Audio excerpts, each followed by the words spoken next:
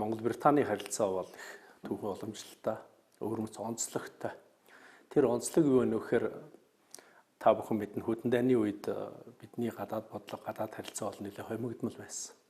Тэгээ 1961 оны 10 сард бид Нэгдсэн үндэсний байгууллагад гишүүнээр элсээд нийтээр хүлээн зөвшөөрөх процесс явсны дараа барууны гэж хэлэгддэг байсан улсуудаас хамгийн анх удаа Монгол улсыг хүлээн зөвшөөрж 1963 оны 1 сард дипломат харилцаа тогтоосон улс бол энэ Их Британи, Умарландын нэгдсэн хаант улс.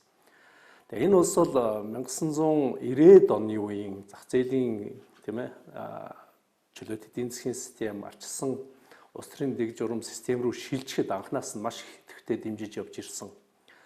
Тухайлбал 1991 онд Лондонд болсон 7-гийн бүлгийн дээд хэмжээний уулзалтан дээрээс бол Британий тал Монгол улсад одоо энэ шилжилтийн бэрх цаг үед нь тусцаа дэмжлэг үзүүлэхийг бол бусад 6 улсаасаа одоо уриалсан.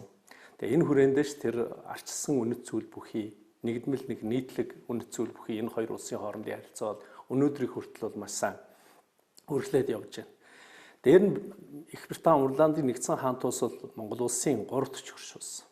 Өөрөөр хэлбэл Монгол улс газар зүйн геополитикийн өрөвц байршилтаа 2 том хүрнээр их гүрэлсэн тийм ээ. Тэгээд өнөөгийн энэ улс харилцааны одоо адармата цаг үед бидний хувьд бол гадаад бодлогыг тэнцвэртэй хадгалах бүх талын улсуудын ялангуяа өндөр хөгжилтэй тэр дотроо арчилсан гэж үзэж байгаа улсуудтай харилцаанд бол сайтар анхаарч явах ёстой. Тийм учраас энэ парламентын буюу улсын хурлын даргын гадаадд хийж байгаа энэ 2 дахь айлчлал бол Их Британи, Умарландын нэгдсэн хаант улсад хийснээрээ бас их онцлог болж байгаа. Нэг дахь айлчлалыг бол та бүхэн мэдж байгаа бүгд намд хятад ард улсад хийсэн.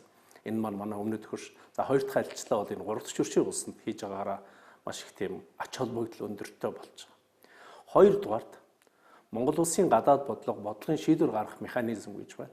Тэрийг ганц төрийн тэргүүн мэдээд эсвэл гадаад харилцааны яам эрхлэн шийдээд явуулцдаг биш. Энэ гадаад бодлогын шийдвэр гарах үйл явцад маш олон талт одоо институцууд тоглогчид оролцдог. Тэрний нэг нь бол улсын их хурл яалчрахгүй юм уу? Улсын их хурлаар гадаад бодлогын үзэл баримтлал буюу гадаад бодлогын үндэс суурийг тогтоож өгдөг. Ер нь олон улсын 2 талт болон олон талт яриа хэлцээ, гэрээ хэлцээрийг сойрхон баталдаг институц нь өөрөө парламент. Тэм учраас парламент бол гадаад харилцаанд маш чухал үүрэг гүйцэтгэдэг. Тэгээд энэ 2 талын харилцаанд олон талт парламент хоорондын харилцаа бол улсуудын хоорондын харилцаанд маш чухал үүрэг гүйцэтгэх ёстой учиртай. Энэ хүрээндээ улсын их хурлын дарга амар баясгалаг энэ 18-аас 23-ны хооронд Их Британи, Умарландын нэгдсэн хаант улсын парламентын нийтийн танхимын одоо спикер дарга тийм ээ Линдси Хойлын урилгаар ингээд айлчилж байгаа нь бол одоо 2 талын харилцааг өндөр түвшинд хадгалах, 2 талын худалдаа эдийн засаг, хөрөнгө оруулалт, ялангуяа боловсрол шинжилгээ ухааны салбарын харилцааг өндөр түвшинд гаргахад бол маш чухал ач холбогдолтой ажил гэж үзэж байгаа. Тэгэхээр Их Британи бол хүн болгон мэдж байгаа. Ер нь бол хүн төрөлхтний түүхэнд арчлалын засаглалын хэлбэр тэн дотроо төлөөллийн буюу парламентын засаглалыг бий болгож төлөвшүүлэх маш том хувь нэмэр оруулсан улс. Бид нар мэдэн шүү дээ 1200-аад оны эхэнд Английн одоо хартийн хэмээх хүний эрх хэрэгчлөөний тухай анхны тунхаглаад энэ тал дээр хүний эрх хэрэгчлөөг дэмжих нэг чухал чиглэл бол парламентын төлөөлөгчдийн танхимаар иргэд дуу хоолойгоо улсынхаа дээд түвшин шийдвэр гаргахад оролцуулах тэр болцоо бүрдсэн байгаа. Тэгээ энэ өнөөгийн байдлаар хүн төрөлхтний олсон нэг том чухал одоо үнэт зүйл бол энэ арчилсан засаглал. Арчилсан засаглал өөрөө тэн дотор Английн Джон Стюарт Мил ч гэдэг юм уу энэ сэтгэгчд бол маш том хувь нэмэр оруулсан тийм ээ. Джон Локийг нэрлэж болно, Джон Стюарт Милийг нэрлэж болно. Сонгигэрлийн Британий философчд байна. Энэ арчилсан засаглал маань өөрөө тулгын 3 чулуугаас тогтож байгаа. Нэг нь хууль тогтоох засаглал, нөгөөх нь гүйцэтгэх засаглал, за нөгөөх нь шүүх засаглал. Тэгэхээр арчилсан үнэт зүйлийг хамгаалахын тулд парламентын засаглал бол маш чухал үүрэг гүйцэтгэдэг. Энэ ариун уламжлалтай энэ Британий одоо парламент тэрний нийтийн танхимын тэргүүний урилгаар Монгол улсын хурлын дарга амар баясгалангийн хийж байгаа айлчлал бол эргээд Монгол улсын парламентын засаглалыг бэхжүүлэх Монгол Британий парламентын харилцаа тэн дотроо 2 талын 2 улсын хоорондын найрамдлын бүлэг тийм ээ. За магадгүй дараагийн одоо гишүүд хоорондын харилцаанууд, байнгын хороодуудын хоорондын харилцааг цаашаа дахиад өндөр түвшинд гаргах идэвхжүүлэхэд маш том тийм чухал үүрэг одоо гүйцэтгэж байгаа. Тэгэхээр би энд 3 зүйлийг онцлмоор байна. Нэгдүгээр парламент хоорондын харилцаа. Англи бол одоо Британи бол парламентын маш өргөн одоо түүхтэй, өв уламжлалтай лордын танхим, нийтийн танхим гэсэн ийм хоёр танхим бүхий тийм ээ, нийтийн танхим 650, лордын танхим 680 гишүүн бүхий Британи дотоод гадаад бодлогын шийдвэр гаргалтанд маш чухал үүрэг гүйцэтгэдэг ийм институт. Тэгээд энэ дарчимд дурдахад 2022 онд ди парламент хэмээх тийм ээ цахим парламентын үйл ажиллагааг Монгол улс маань амжилттай хэрэгжүүлсэн. Энэ хэрэгжүүлэх процессд бол Английн загварыг бас их тийм ээ баримталж явсан гэж би дуулсан. Тэгэхээр энэ тал дээр парламентын цахим засаглал, парламент хоорондын харилцаа, арчил тийм ээ хүний эрх хэрэгчлөө дээдлэх төр зарчмууд дээр парламент хоорондын харилцаа. Хоёрт Их Британи Умарландын нэгдсэн хаант улс бол Монгол улсад хөрөнгө оруулагч том гүр.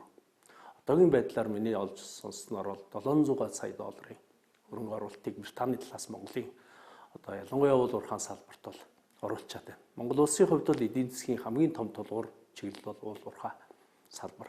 Энэ уул уурхайн салбарыг хоёр хөршөөс гадна гуравт хөршийн улсуудын хөрөнгө оруулалтыг нэмэгдүүлэх нь манай улс төр эдийн засаг геополитикийн аюулгүй байдал маш чухал юм үр дүнтэй.